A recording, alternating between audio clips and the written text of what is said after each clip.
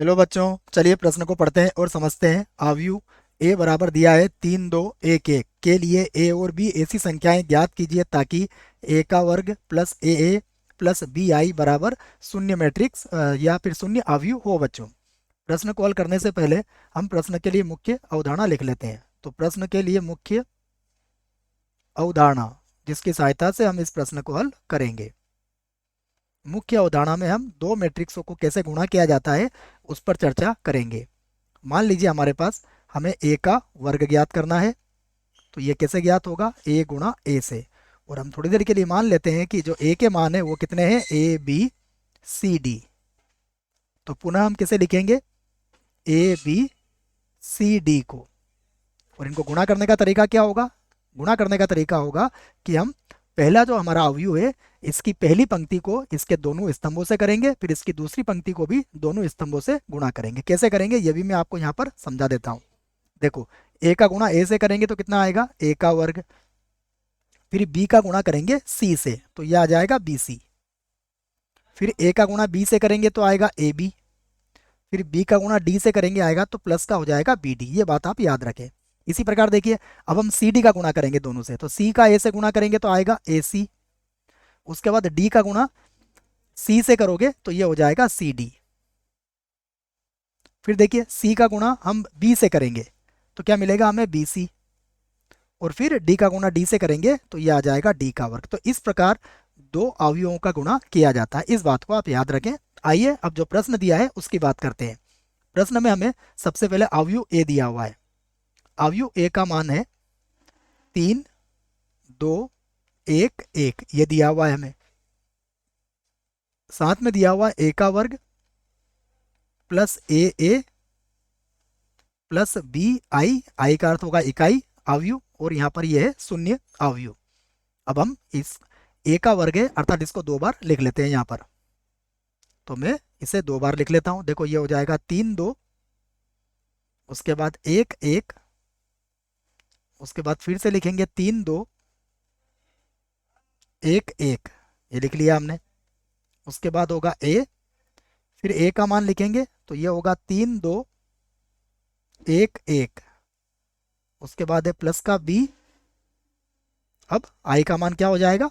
ये हम जानते हैं ये इकाई अवयव होता है। 1, 0, 0, 1। और ये किसके बराबर है? शून्य अवयव के बराबर होगा। अब हम इसका गुणा यहाँ पर कर लेते हैं। देखो, गुणा कैसे करते हैं ये हमने पहले ही सीख लिया है। मैं एक बार और बता देता हूँ। 3 का 3 से गुणा करेंगे तो कितना आएगा? 9। उसके बाद 2 का गुणा 1 से करेंगे तो कितना आएगा? 2। फिर 3 का 2 से गुणा करेंगे तो आएगा 6। और 2 का 1 से गुणा करेंगे तो ये आ जाएगा 2। अब हम 1, 1 का गुणा करेंगे। तो देखो, 1 का गुणा 3 से करेंगे तो ये होगा 3। उसके बाद 1 का गुणा 1 से करेंगे तो ये आ जाएगा 1। फिर 1 का गुणा 2 से करेंगे तो आएगा 2। और फिर 1 का गुणा 1 से करेंगे तो आ जाएगा 1। उसके बाद है प्लस ए। अभी हम इन्हें ऐसा ही लिख लेते हैं। तो ये होगा 3, 2, 1, 1 प्लस का बी। यहाँ पर भी हमने इसको ऐसा ही लिख लिया 1, 0, 0, 1 और बराबर है शून्य अवयव। अब हम इनसे जोड़ लेते हैं। देखो, तो 9 और 2 कितना हो जाएगा? 11। और 6 और 2 कितना हो जाएगा? 8। तो मैं यहाँ से लिख लेता हूँ 9 और 2 कितना हुआ? 11। 6 और 2 कितना हो गया? 8। उसके बाद देखिए, 3 और 1 हो जाएगा 4 और 2 और 1 हो जाएगा 3। तो 4, 3 यहाँ पर आ जाएगा 4 और यहाँ पर आ जाएगा 3। उसके बाद देखिए, यहाँ पर होगा 3a 2a सभी में ए का गुणा हो जाएगा तो ये हो जाएगा प्लस लगा के लगा देता हूँ मैं। ये होगा 3a, यहाँ पर हो जाएगा 2a और फिर a और a आ जाएगा। उसके बाद फिर प्लस का ही चिन्ह है। देखो, प्लस ही है इसमें। उसके बाद b का गुणा हो जाएगा इस इकाई अवयव से। तो ये कुछ इस प्रकार हो जाएगा b 0, 0 b आ गया। और बराबर कितना है?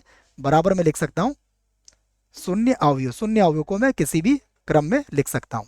यहाँ पर सभी जगह दो पंक्ति और दो स्तंभ है इसलिए मैंने इसको ऐसा लिख लिया है। अब आप देखिए, हम इसको एक बार और हल कर लेते हैं।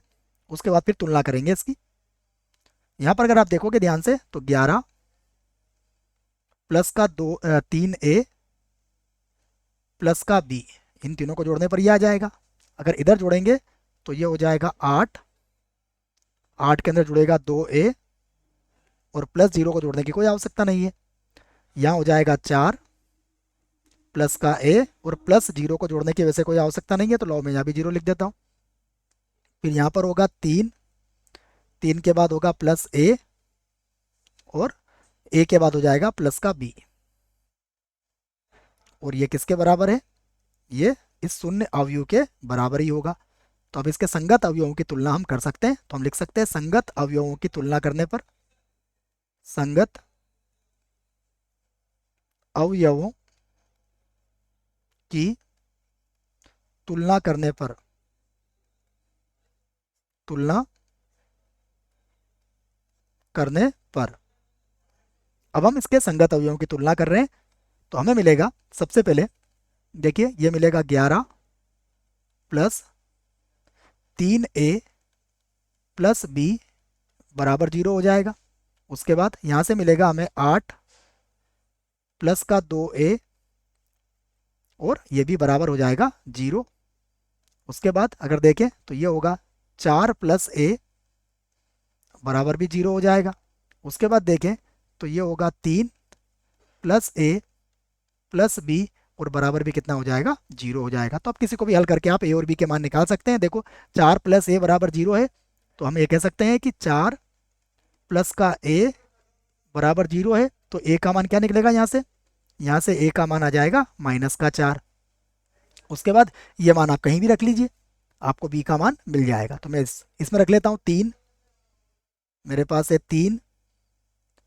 उसके बाद प्लस ए का मान कितना है? -4 प्लस का बी बराबर 0, इसमें रख लेते हैं। अगर इसमें रखेंगे तो देखिए 3 में से 4 घटाएंगे तो माइनस का 1 बचेगा, तो इस स्थिति में बी का मान कितना आ जाएगा? बी का मान आ जाएगा देखिए प्लस का 1। तो हमारा उत्तर आ चुका है। यहाँ से मैं उत्तर दे देता हूँ कि अतः ए बराबर कितना आया? -4, और बी बराबर कितना आया? 1। हमारे प्रश्न का उत्तर आ चुका है। आशा करता हूँ आपको इस प्रश्न का उत्तर समझ में आया होगा। धन्यवाद।